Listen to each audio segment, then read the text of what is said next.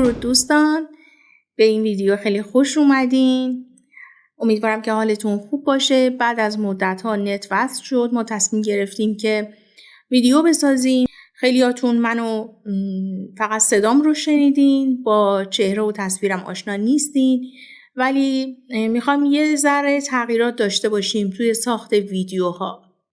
ما از شربت زغال‌اخته خیلی قسمت ها رو جا موندیم، نتونستیم اون قسمت ها رو بسازیم و الانم فکر میکنم با توجه به اینکه اون قسمت ها دیگه پخش شده ساختنش زیاد جالب نباشه. حالا اگر شما دستور بدین من میرم میسازم. حالا من میخوام یه کلیتی از سریال بهتون بگم، کسایی که حالا جا موندن ندیدن یا حالا ما تو کانال نداشتیم، و یه مقداری راجع به شخصیت ها صحبت بکنیم. اتفاقی که افتاد توی این چند تا قسمت، بزرگترین اتفاقش این بود که بچه آذرخش عوض شد. ولی من همش دارم به یک مسئله فکر میکنم. بچه آذرخش توی بیمارستان فکر میکنم که 6 ماهه به دنیا اومد. مریض بود. بعد مثلا اینا بچه رو آوردن خونه.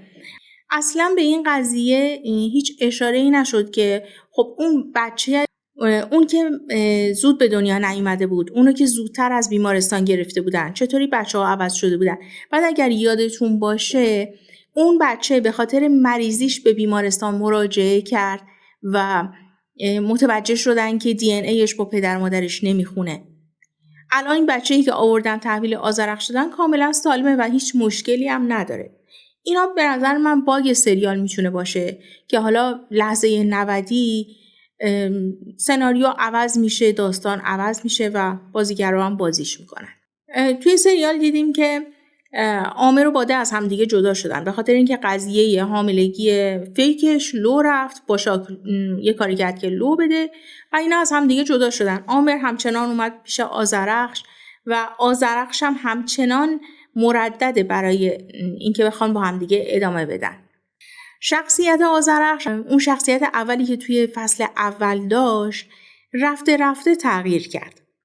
به فصل سوم و اینا که رسیده بود یه مقداری تغییر شخصیت داده بود، ولی الان دوباره برگشته به تنظیمات کارخانه خودش. باشاک و فاتح، راجع به فاتح براتون حرف زیاد دارم. من فکر می‌کردم که وقتی که بازیگر فاتح به خاطر اون اتفاقی که افتاد، من توی کانال گذاشتم، اینجا هم براتون میذارم، بدون اینکه چرا بازیگر فاتح عوض شد. من فکر می‌کردم عوض شدن بازیگر یه مقداری لطمه بزنه به سریال. اصلاً مطمئن نبودم که بازیگر جدید بتونه به فضای سریال رو بگیره، ولی دیدیم که خیلی خوب تونست شخصیت رو به دستش بگیره و به نظر من خیلی بازی بهتری داره نسبت به بازیگر قبلی. حالا این نظر من، نمیدونم اگر نظر شما چیز دیگه یا امیدوارم که تو کامنت ها به هم بگین. راجع به هر چیزی که نظرتون با من متفاوته توی کامنت ها بنویسین. و ازدواجش با باشاک، درسته یه ازدواج اجباری بود، از روی عشق نبود، ولی از اون ازدواجا بود که رفته رفته همدیگر رو شناختن و به یه عشق خیلی متعادلی رسیدن. نه اونقدر شیفتگی فراوون، نه اینکه بخوان با همدیگه مشکلی داشته باشن و خیلی خوب شده این قسمت از سریال. من تو ویدیوی قبلی هم بهتون گفتم، حالا حرفای تکراری نزنیم. راجع به شخصیت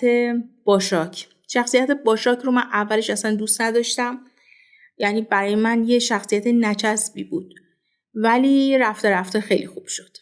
ولی نچسب تر از شخصیت اصیل نبود. من واقعا با وجود اومدن اصیل توی این پروژه اصلا حال نکردم، اصلا دوست نداشتم.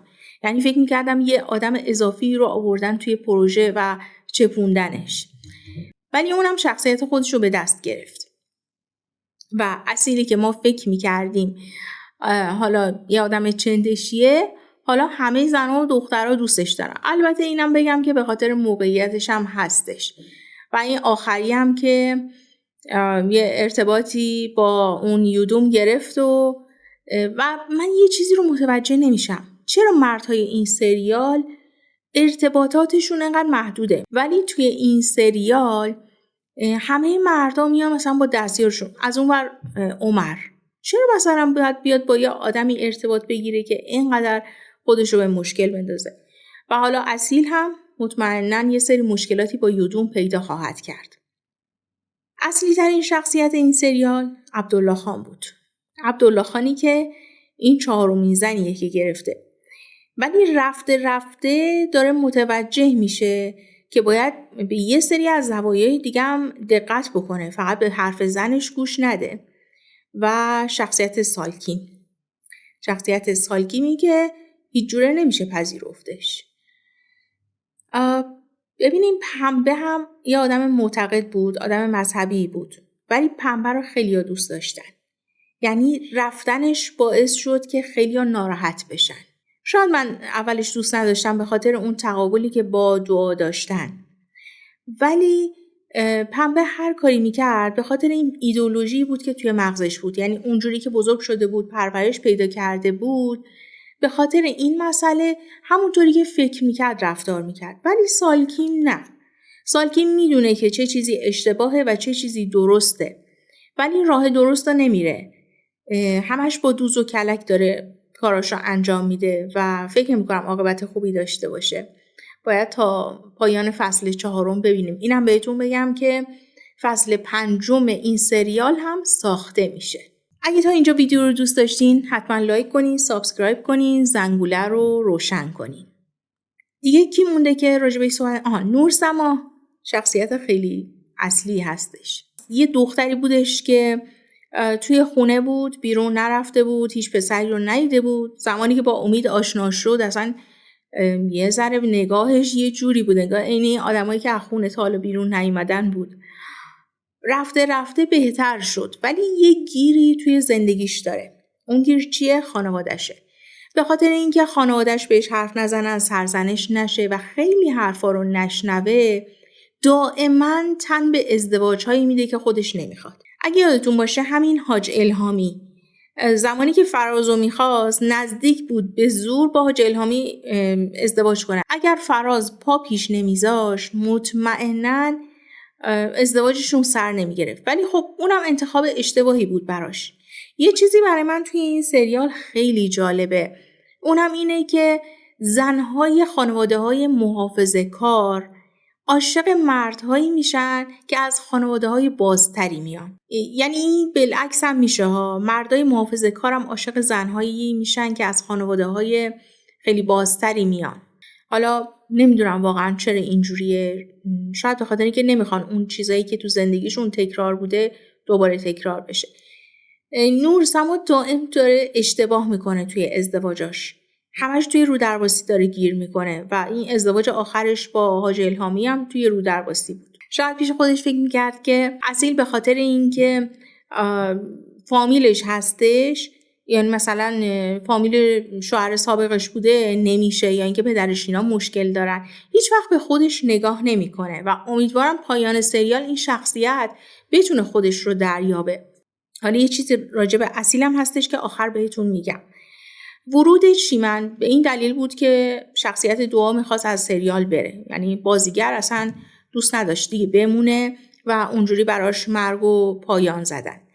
چیمن اومد که جای دعا رو بگیره. یه ازدواجی هم براش رقم زدن. دقیقاً همون چالشایی که دعا با خانواده شوهرش داشت رو چیمن هم با خانواده شوهرش داره. همون ولخرجی‌ها، همون بگو مگوها و چیز اضافه‌ای به سریال نیومده. شخصیت امیرم که توی اون ویدیو قبلی براتون صحبت کردم، من اوایل خوشم میامد، ولی خب با این کاری که کرد، چیمن رو ول کرد توی اون پانسیون، واقعا نشوند و اون کاری که میخواست بکنه با خودش رو حذف بکنه، واقعا شخصیت ضعیفی رو داره. من فکر نمی‌کنم این دوتا با هم دیگه تا آخرش کنار بیان و اینکه باید ببینیم پایان سریال چجوری میشه. من یه چیزایی از پایان سریال میدونم ولی بهتون نمیگم. شوک خیلی زیادی آخر فصل 4 ما داریم. دقیقاً مثل همون شوکای قبلی. اون چیزی که میخواستم راجع به اصیل بهتون بگم این بود که اصیل نمیخواستن براش اون پروژه پلتفرم و اینا رو بذارن. در واقع بازیگر روزگار میخواست بیاد به پروژه بپیونده، ولی حالا نتونستن با هم دیگه قرارداد ببندن یا هر چیزی که شد، مبنا رو بر این گذاشتن که حالا اون پلتفرم و اونا رو که میخواستن برای روزگار بذارن اونا رو برای اصیل بچینن. شاید بهترم شد یه داستانی هم این وسط به وجود اومد. سفتاب یه شخصیت خیلی بامزه‌ایه، خیلی جاها من دوستش دارم و نشون میده که مادر واقعی نیستش. یعنی یه زنیه که چون اصلا از اول مادری نکرده، اینه که هیچ وقت نمیتونه هیچ مادر خوبی باشه. راجبه کی صحبت نکردیم؟ یه اتفاقی افتاد توی این سریال. 2 خدمتکار رو رفتن کنار هم نشستن صحبت کردن، سویلای و آبجی حیات، و تو صحبتاشون به هم دیگه گفتن که آره چه اتفاقاتی افتاده و این خانواده چه بلاهایی سرشون اومد و آبجی حیات گفتش که اینا بر من خونه خریدن و سویلای یه خود رفت تو خودش. حالا باید ببینیم که کجا این قضیه این که سویلای خوشایندش نشد که چرا بر اون خونه خریدن چرا بر من نخریدن، کجا گندش در بیاد. کلاً این سریال خیلی اومد روی فرهنگا صحبت کرد. یعنی یه جورایی خاص بگه که آقا فرهنگ خانواده محافظه‌کار چه جوریه، در مقابلش اگر یه خانواده‌ای باشه که حالا یه مقداری بازتر بخواد فکر بکنه و مذهبی نباشه چه مشکلاتی پیش میاد. هر دیدگاهی دارین، هر کامنتی دارین برام بنویسین. ممنون از حمایتتون و امیدوارم که از ویدیوها خوشتون بیاد. تا بعد، خدا نگهدار.